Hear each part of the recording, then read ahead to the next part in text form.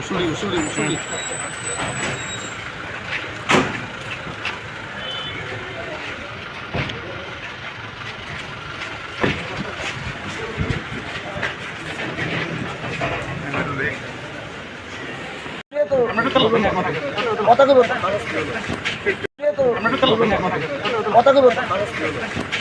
দেখলেন কিরকম অবস্থায় আছে? প্রচুর কিশোর দেববর্মন আপনি একটু আগে খবর পেলাম যে ওনার ব্রেথলেসনেস হয়েছে এই খবর পেয়ে, এবং এখানে আইএলএসে ভর্তি আছে এই খবর পেয়ে ওনাকে দেখতে এসেছি।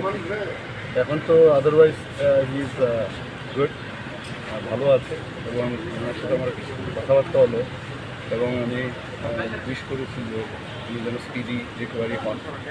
তো ডাক্তারের সাথে আমি কথা বলেছি, সব কিছুই এখানে নর্মালি আছে, চিন্তার কোনো বিষয় আছে বলে মনে হয়।